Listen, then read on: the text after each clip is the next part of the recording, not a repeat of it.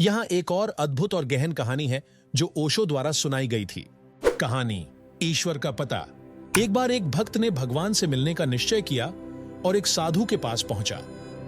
उसने साधु से पूछा, महात्मा जी, मुझे भगवान से मिलना है, क्या आप मुझे भगवान का पता बता सकते हैं? साधु ने हंसते हुए कहा, अच्छा, भगवान का पता चाहिए तो सुनो।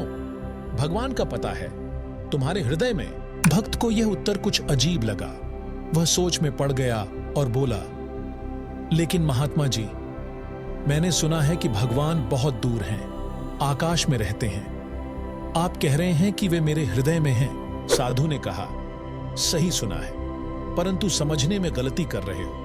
भगवान दूर नहीं, वे तुम्हारे भीतर हैं। लोग उन्हें बाहर खोजते हैं, लेकिन असल में वे हर व्यक्ति के भीतर विराजमान हैं। जब तक तुम अपने हृदय की गहराइयों में झांककर उन्हें नहीं खोजोगे, तब तक तुम्हें वे कहीं और नहीं मिलेंगे। भक्त ने साधु के मार्गदर्शन के अनुसार अपने भीतर ध्यान किया और धीरे धीरे उसे अपने भीतर वही शांति और आनंद का अनुभव होने लगा जिसे वह बाहरी दुनिया में खोज रहा था। उसे एहसास हुआ कि भगवान कभी भी दूर नहीं थे, वे हमेशा उसके भीतर ही थे। प्रेरणा के संदेश 1। ईश्वर हमारे भीतर हैं। हम अक्सर ईश्वर या सत्य को बाहर खोजते हैं, लेकिन असल में वे हमारे ही भीतर होते हैं। जब हम अपने भीतर की यात्रा करते हैं, तब हमें सच्ची शांति और ईश्वर का अनुभव होता है। 2।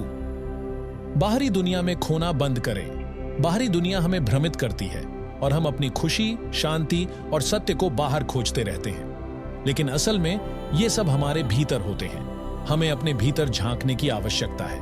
3। ध्यान और आत्मचिंतन का महत्व। ध्यान और आत्मचिंतन हमें अपने भीतर की शक्ति और दिव्यता से जोड़ते हैं।